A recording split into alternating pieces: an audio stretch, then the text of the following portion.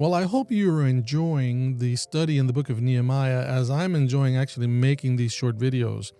Pastor Crespo here, looking at chapter 4 of Nehemiah.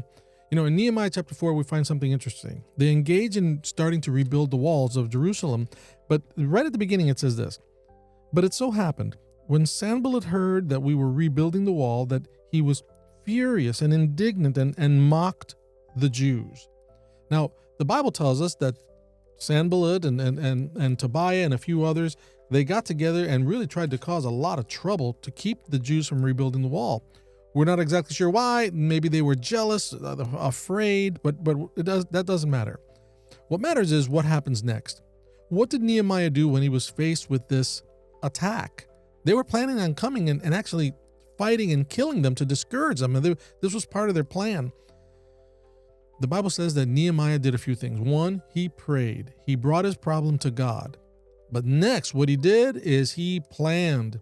The Bible says in chapter 4 that he started to have his guards, his own personal guards, stand duty to watch over the people as they were working and keep guard at night.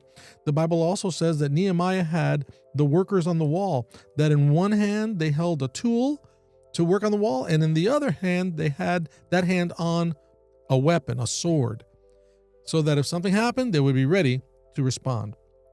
Now, why is that important? Well, here's a couple of things, a couple of lessons that I'm hoping we can get out of this chapter, and that is this. First, anytime you engage in something good, something positive, especially if it has anything spiritual connected to it, let's say you want to read the Bible more, or you want to go to church more, the devil is right there to attack, cause problems, and distract, all in an effort to keep you discouraged, to keep you from improving your life. It's just one of those truths about life. There's always a Sanballat somewhere causing trouble. Remember that. The other lesson is this: what was Nehemiah's response? He prayed and then he planned. Now, in your salvation, you are saved by grace and grace alone. There's nothing that you can add to the sacrifice that Jesus made for you for salvation's sake. You believe it. That's it, faith. But in just about every other endeavor in life, you need to have a measure of faith where you pray about your problems, but then you have to plan. You have to work. You have to put things in place. You got to think.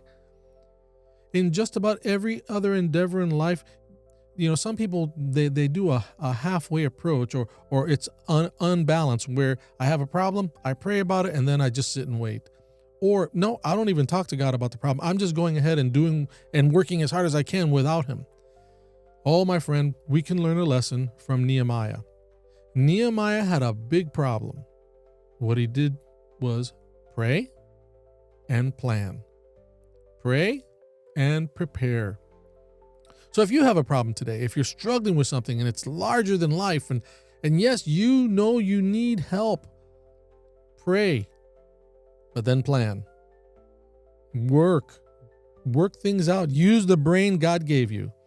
And I'm telling you, God hears your prayers, God will be with you, and you stand a better chance of success when you do both of those things. God bless you. Have a great day.